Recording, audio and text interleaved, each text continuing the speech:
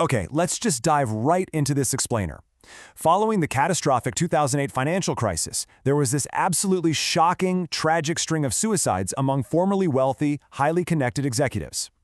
Now, we're talking about people who had reached the absolute pinnacle of success. They had accumulated massive wealth, yet when the markets collapsed, they didn't just lose their money, they quite literally lost their reason to live. And honestly, it forces us to ask a deeply uncomfortable question about modern anxiety. Why does the loss of wealth or status literally break a person's spirit? You know, way back in the 1830s, so we're talking long before smartphones or Wall Street as we know it today, the French philosopher Alexis de Tocqueville traveled across a booming America and noticed exactly this paradox. He wrote about, quote, a strange melancholy that haunts the inhabitants in the midst of abundance.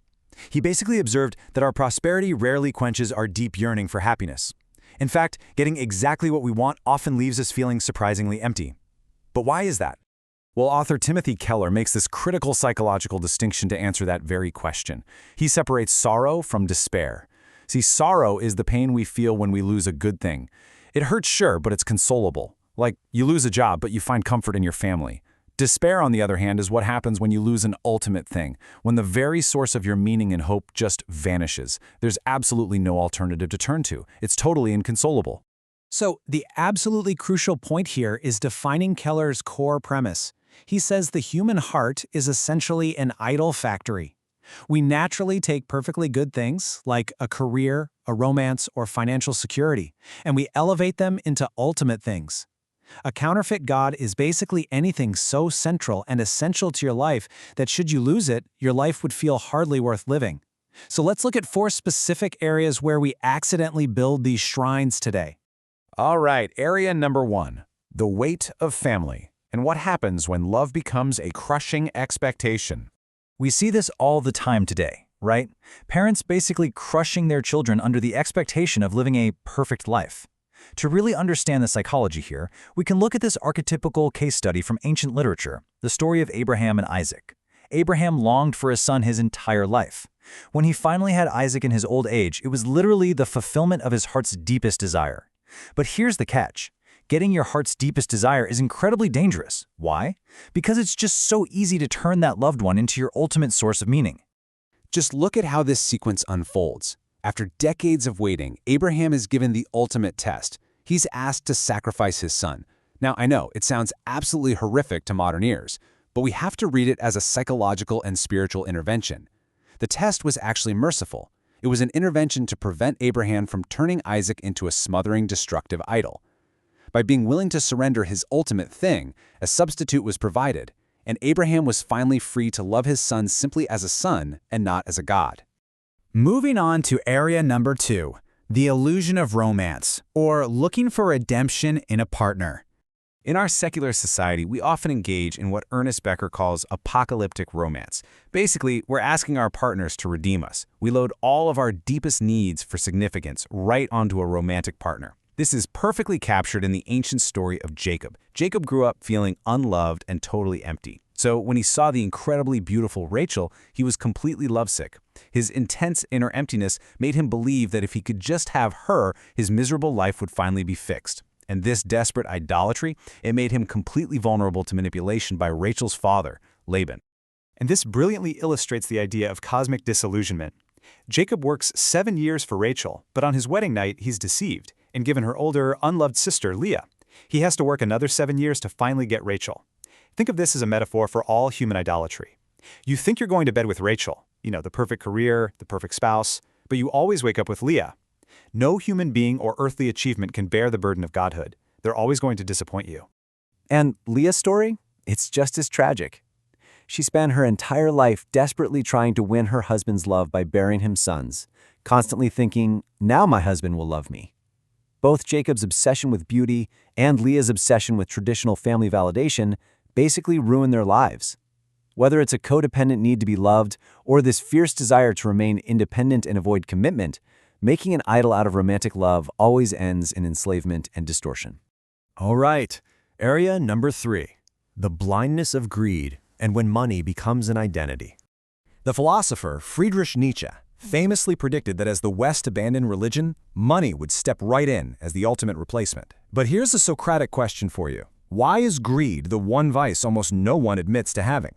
People will freely confess to pride, anger, or lust, but greed? No way. We always compare ourselves to those who have more, never really realizing that we're trapped. To see how money uniquely blinds its victims, just look at Zacchaeus, an ancient tax collector. In his society, working as a tax collector for the occupying Roman Empire meant betraying your own people. Zacchaeus was despised. He sacrificed his community, his family, and his total integrity just for extortionate wealth. He was the ultimate outcast, entirely because money had become his master. And this brings us to a brilliant diagnostic framework in Keller's work. Money itself is rarely the actual root problem. It's what we call a surface idol. We use these surface idols to serve our deep idols. For example, one person might hoard money because their deep idol is really control and security. Another person might spend lavishly because their deep idol is social approval. The money is just the tool they use to feed a much deeper, hidden God in their heart. Zacchaeus' transformation is pretty stunning. Desperate for connection, he climbs a tree just to see a passing spiritual teacher, and instead of condemnation, he receives an unexpected offer of friendship and totally unmerited grace. The moment Zacchaeus feels truly accepted, without having to earn it, money loses its divine grip on him. He literally instantly gives half his wealth to the poor and pays back those he cheated at 300%. Experiencing that kind of grace dethroned money from being his master, putting it back to just being a tool. And finally, number 4, the seduction of success and the exhausting pursuit of being a somebody. Pop icon Madonna once gave this remarkably candid interview where she admitted her massive drive actually stems from a horrible fear of mediocrity. She said, "Even though I've become somebody, I still have to prove that I'm somebody." We see this exact achievement addiction in the ancient story of Naaman, who was a highly decorated, incredibly successful Syrian military commander. He had the wealth, the medals, the power, but underneath his armor, he was dying of leprosy. Despite all his monumental achievements, he was decaying from the inside out, completely alienated and feeling like a total outsider. Success gives us this false security. It simply cannot cure our deepest human ailments. So when Naaman seeks a cure, he assumes his success can just buy it. He brings fortunes and gold and letters from kings, a real royal transaction.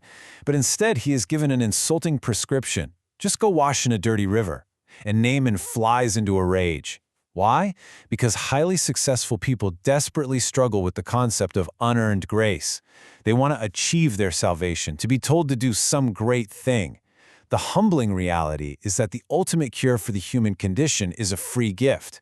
It absolutely cannot be bought or earned by your resume. This brings us to part 5, the true substitute, and how we actually replace these idols. You can't just wake up one morning and eliminate a deep idol through sheer willpower, right? The human heart is a vacuum. To replace them, first you actually need to identify them. Keller provides this brilliant, super practical checklist for this. Look at your daydreams. When your mind wanders, what are you effortlessly imagining that brings you joy? Examine your nightmares. What is your greatest fear that, if it happened, would literally destroy your will to live? And finally, locate your unyielding emotions. What triggers uncontrollable anger or paralyzing anxiety in you? That right there is where your counterfeit gods live. Once you find them, you really have to understand this core truth. The only way to dispossess the heart of an old affection is by the expulsive power of a new one. Acknowledging a grace-based spiritual framework, basically realizing that you are deeply loved and accepted quite apart from your performance, your wealth, or your relationship status, is literally the only way to demote these ultimate things back to being just good things. Ultimately, it's all about finding an anchor that isn't going to crush you under its weight and won't abandon you when the market crashes or relationship fades. So, as we wrap up this explainer, I want to leave you with this one deeply introspective question to really chew on. When you strip away all the distractions and the noise, what is the counterfeit God in your life?